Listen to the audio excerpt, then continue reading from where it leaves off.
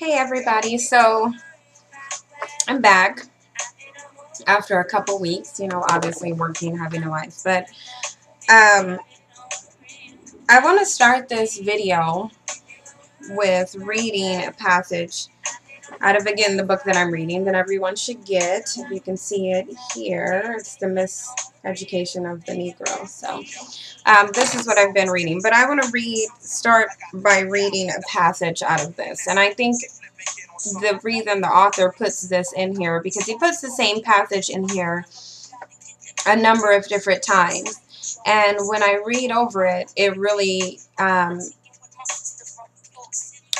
helps me to understand what's going on in the black community today, and not just in a black community, but this is a common thing with a lot of people. I'll just read the passage and then I'll explain what I think about it. But it says, if you can control a man's thinking, you do not have to worry about his action. When you determine what a man shall think, you do not have to concern yourself about what he will do. If you make a man feel that he is inferior, you do not have to compel him to accept an inferior status, for he will seek it himself. If you make a man think that he is justly an outcast, you do not have to order him to the back door. He will go without being told. And if there is no back door, his very nature will demand one. This passage is extremely powerful, and I feel like it speaks a lot to what's going on specifically in the black community. The thinking and thought process that a lot of black people have is not their own. It's a result of the programming that white people spent centuries trying to accomplish. And for some reason, this is a reality that a lot of black people just don't want to acknowledge. They don't want to acknowledge that they have been conditioned, that they have been programmed, that their thinking is not their own thought process. And this goes for even your so-called conscious black people that feel as though they're aware of themselves, and so they're regurgitate a lot of stereotypes. Like, I know I'm going to get a lot of people on this passage that are going to talk a lot about weave and makeup and stuff that don't matter. And this kind of just illustrates to me whenever I get these comments of, oh, you have weave and you're wearing makeup, and you get the deflections to talking about a lot of things that really don't matter. This kind of highlights this passage because, again, it says, if you can make a man feel that he is inferior, you do not have to compel him to accept his inferior status, for he will seek it himself. How many black people in society strives to be anything but the stereotype that they were giving? When I lived in Detroit, I had a lot of people that would tell me that I spoke like a white person, that I thought I was white, that, because I was in school, because I don't cuss, because my vocabulary isn't limited to curse words or four-letter words, and I think I'm white. So a lot of the actions and thought processes that black people have is a product of conditioning, and they refuse to acknowledge that. And so I feel like that speaks to exactly what's going on in this book. Mind you, this book is over 75 years old. And so if we're still dealing with this thought process and the brainwashing and the conditioning that goes on in the black community, and it's concentrated in the black minds, it explains a lot, because we have people who are now focused more on perpetuating stereotypes than they are building a community. They will say that they're trying to build the black community, and they'll say they're consciously aware, but what they'll really be doing is attacking their own group of people for not fitting into a box that white people put them in. And that box was to denotate inferiority. And the very essence of it is inferiority. So that's what a lot of people are doing. They're trying to fit into that inferior status that white people set out for them. My thing is this. It literally boggles my mind how a group of people who have historically shown you and presently by their actions that everything about them is inferior to you. And what I mean by that, and I'm going to say it very specifically. What I mean by that is that if you look throughout history, if you actually paid attention to the actions of white supremacists, they have shown you in every way, shape, and form that they are actually inferior to you. But because you refuse to educate yourself, you refuse to read a book, if you want to know why you should read books, reading books does something to your brain. There was a study that I watched where they actually had participants in this study, and they were monitoring the brain waves of the people who are watching TV versus the people who are reading books. Reading books does something the exact opposite to your brain than watching television does. Watching television and playing video games essentially relaxes your brain. It turns off those thought processes that are analytical, that actually have to process information that comes into your brain. So that it does the complete opposite of what a book does. Reading a book trains your brain to think critically and analytically.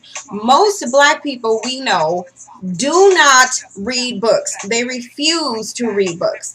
And because of this, you have a mindset that is only going to accept what someone tells you. So you're not training your brain to literally process and analyze what's coming into it to see if it makes sense. What you're doing is you're accepting everything that's coming in, and to you that's making sense because you haven't trained your brain, so you don't have the cognitive ability at this point to think critically and think for yourself.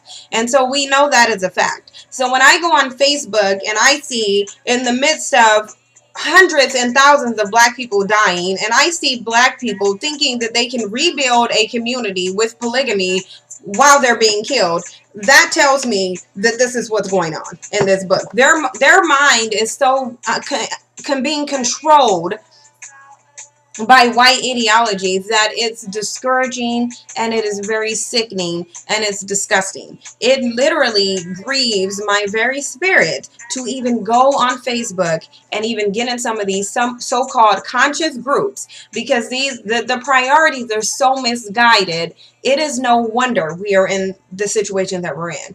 Our so-called black men, who are supposed to be our leaders, are so afraid of white supremacy that they will literally talk about and deflect and focus on everything except for staying alive. It's disgusting to me. You know, I would never, and I have never, been with a white man, but when I see black men on Facebook making statements like, black men can't stand up and fight because we're being killed, despite the fact that you're being killed anyway. So you're being killed, and your solution to being killed is to lay down and take it. So if a black woman is looking to a black man to protect her, and that black man is so full of fear for the very thing that he's supposed to be protecting her for, why wouldn't she, just to preserve her life, go get with the very thing that he's afraid of?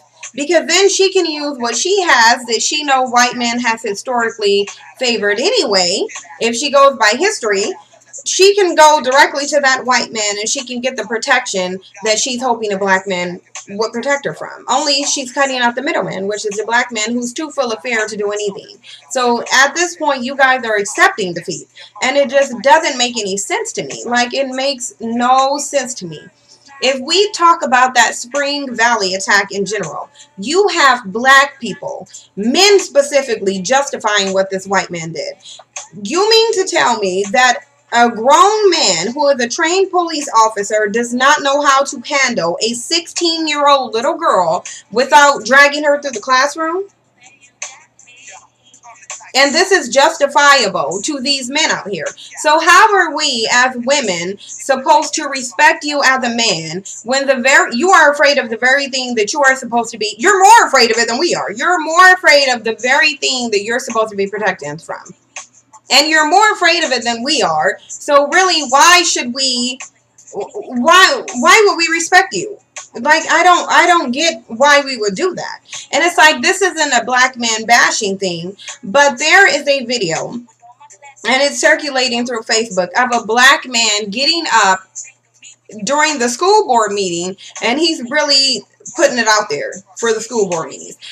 I put it on my Facebook page, and if every black man actually had that mindset and had that boldness and had that lack of fear to get up and stand up and say something, there's no way we would be in this predicament that we're in. But the bottom line is that's not the case. Most of these black men are running around full of fear, too afraid to approach white supremacy because they think that if they somehow cower away and don't make a move, then that's going to preserve their life. And that's not what's going to happen. You can do whatever you want to do. You can hide as much as you want to. You can avoid reality as much as you want to. You can stick your head in the sand as much as you want to. That's not going to preserve your life. You are in the midst of a war, and the only way that you're going to is to fight it. The only way you're going to survive it is if you come up with a way to actually fight it. And that doesn't necessarily mean going out and killing a bunch of people. I don't think the solution to it is actually going out killing, because that's not going to solve anything. That you need to get to the root of the problem, and that's what no one wants to address. And it doesn't matter. You can go out and try to kill as many people as you want to. That's not going to solve the problem. So that's not really the solution. The solution lies within the black community, and it's very prevalent that we are the only group of people who have absolutely no loyalty to each other. We have no loyalty. We have no unity. The fact that you can have grown men getting on post about this white man, and I don't even care. He could be a white man. He could be a black man. He could be a Martian from outer space. I really wouldn't care. The fact of the matter is you have grown men on post defending another grown man throwing a 16-year-old girl across a classroom. And I truly believe that they don't defend it because they actually agree that what he did was right. They're defending it because it's easier to place the blame on that little girl and say this happened because of something that she did. It's easier to do that rather than to actually go address the source of it, which is a very racist system. And most black men will not stand up to that system. And I don't care what you say. They can sit there and say, you can sit there and say that I'm on a black male bashing spree as much as you want to. That's not the case. The bottom line is most of them are not addressing what the problem is, not because they really believe that this victim is the perpetrator, but because they're too scared. They're simply too scared to do it. They don't know what to do about it. So when I get on a video and I put out facts and I tell this is what the problem is, why are you guys focused on makeup? Why are you guys focused on hair? Why are you guys focused on Jordans? Why are you guys focused on polygamy and just being able to spread your dick in as many vaginas as you want to, when the real problem is a group of people that's literally, as we speak, plotting ways to exterminate you? That's a reality that it seems like a lot of black people don't want to face. And it doesn't matter if you don't want to face it. The bottom line is that is the reality. That is the problem. And until you guys unite, be of like-minded, build up your own community, that's not going to change. It's just going to continue, because you can go out and be polygamous if you want to. Y'all could do that now, really, if you wanted to. A lot of them still are doing it. A lot of them are doing it. They're just lying about it, because really many of you women are sharing a dick anyway. Let's just be real with that, because these men are going around and they're not just being faithful to one woman. They're going around and they're having sex with as many women as they want to. So they're doing that already. So you can already look at it as where we already are in polygamous societies. Really, because a lot of you are. But at the end of the day, black men are still being killed. But they want to focus on everything else that does not matter than what they should be focusing on. They want to focus on weave and makeup. You guys aren't being killed. Racism doesn't still exist because black women are wearing weave and makeup. You guys are being killed because we live in a racist society that says black men are target number one. You're public enemy number one. And I don't care how much you talk about weave or makeup, that's not going to change. Every black woman in the world who wears weave could stop wearing it, and we're still going to have the problems that we have. So when you want to focus on trivial things that really don't matter at the end of the day, this just illustrates your fear. This illustrates how deep your fear is, and you doing what? You accepting an inferior status and accepting it. And that's why I started out with this, because this is powerful. You guys may not be physical slaves, but you are mental and psychological slaves. And that's the worst part, because we all know, just like this dude wrote in this book and hit the nail on the head, when you are able to determine what someone thinks, especially about themselves, you don't have to worry about anything because the mind rules the body. Period. That's what it is. The mind rules the body. If you can cage a man's thinking, and that is very true, and regardless to how many of you guys want to accept it or not, you are living in mental slavery. There is no fear of what you're going to do because they already control your mind. They control your thinking, and you're letting them do that because all you want to do is go stand in lines to buy Jordans for 14 hours. While you guys are standing in line buying Jordans, there's white cops throwing black girls around the classroom, and you're okay with that. And then most of you want to get on here and defend Jordans and talk about people reselling Jordans as if that's actually building up the black community when it's not, because the unemployment rate and the poverty rate is still the highest among black people. So I don't care how many pairs of Jordans you think you're going to buy and go resell on eBay. That's not building up your community because you're still broke. At the end of the day, you're still broke. Your average black man still doesn't have a job. Black men are still being picked off and killed one by one, and you still have a world full of racism in America that hates you because you're black. So despite how many pairs of Jordans you buy or how many black women you tear down from wearing weave, you are still public enemy number one, and that is not going to change until you change your mindset, stop being a puppet, and get up and fight for your life. And that doesn't necessarily mean resulting to violence, because again, unless you killed every white person on the face of the earth, then you're still going to have the same problem. And you're still going to have that problem even if they don't exist, because there's a lot of problems within the black community that no one wants to address. The number one thing being the lack of unity.